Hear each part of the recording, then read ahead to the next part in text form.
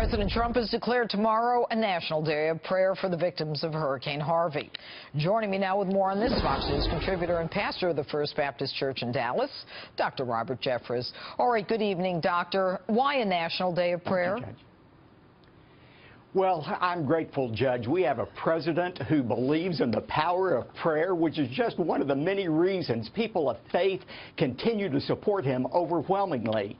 But yesterday in the Oval Office, one of the things the president said to me is tomorrow he wants us to be focusing on the victims of Hurricane Harvey, but he also wants us to be praying for our nation as a whole. And so yesterday in the Oval Office, in my prayer, I noted that our country has been bitterly divided for decades, not just months, as some would have you think, but for many decades. And I thank God that he has given us a president like Donald Trump who sincerely wants to bring people together. And, Judge, we're seeing people coming together in the aftermath of this storm. It's our job to pray and to continue to work to ensure that this unity we're experiencing right now continues. And that's what the president wants.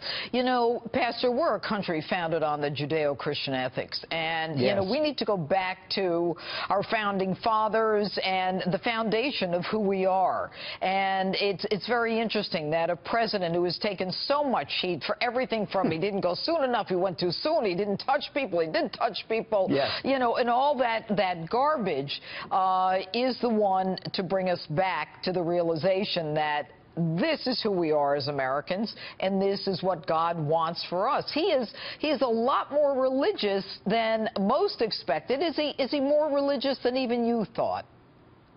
Well, no, I've known him for 2 years, and I tell you, people would be surprised to know what you and I know about him. But I can't tell you, Judge, the number of times I've been with him that he's asked me to pray for him. One time we were in Trump Tower. I was leading a meeting on his behalf. I was going through the agenda, and he stopped me. He said, "Pastor, don't you think we ought to pray first?" I mean, he had to remind the pastor to pray. This is a side of the president most people don't know, but we're seeing it demonstrated tomorrow that he wants our nation to pray. He believes God honors a nation that will reverence him and turn to him in prayer. And I'm so grateful for a president like that. I have to tell you, Pastor, you're giving me goosebumps because it is so real. It is who we are.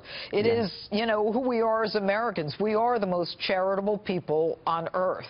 And the fact that the president is bringing us together to pray for those who've lost loved ones, who have lost all of their physical belongings is so powerful. And it was interesting, you know, when he said he doesn't remember the last time we had a national day of prayer. Do you? Yeah. I don't remember where it was, and Judge, I don't remember a time when a president had religious leaders in the Oval Office with their heads bowed in prayer. I've been with him twice in the last month in the Oval Office. Here is the most powerful person in the world, President Trump, but he's not too proud to bow his head in the Oval Office and ask for God's blessing. That's why every American should be encouraged, and again, that's why people of faith absolutely love this president. And hopefully, in addition to the people of faith, the other people as well. Pastor Jeffress, always good to have you on Justice. Thanks for being with us. Thanks, Judge. All right.